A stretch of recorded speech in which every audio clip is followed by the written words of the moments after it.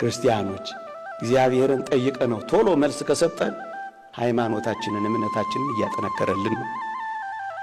ጠይቀነው ጥቂት ጊዜ ዝም ካለን ትዕግስት እያለማመደን ነው።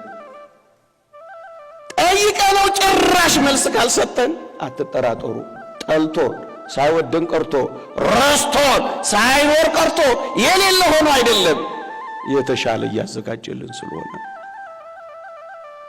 እንጂማ እግዚአብሔር እስከ መቼ ችግሩን እስከ መቼ ለኛ ያቃተውን ነገር እያየን እንላለን? ላንተ የሚያቅት ነገር የለም ተብሎ ነው የተጻፈው። ምን ያቅተዋል እግዚአብሔር?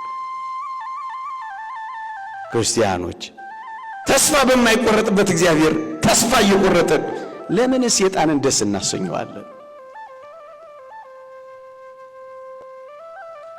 እንደውም ቅዱስ ዮሐንስ አፈወርቅ አንድ ውሻ አንተ ምግብ ስትበላ አጠገብህ ቢቀመጥ ከምግብህ እያነሳ ብትሰጠው ውሻው አንድ ጊዜ ስላጎረስከው ርቆ የሚሄድ እንዳይመስል ጠግቦም የሚነሳ ይሆናል ብለህ እንዳትገምት።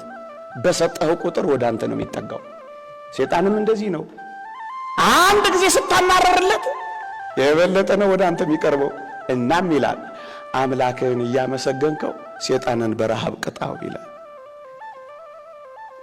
ስታጉረመርሙ ሰይጣንን አስደሰታችሁት፣ አጠገባችሁት።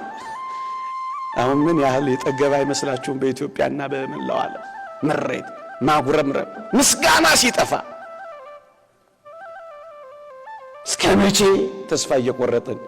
ተስፋ በማይቆረጥበት እኮ ነው ተስፋ ምን ቆርጠው። እስከ መቼ?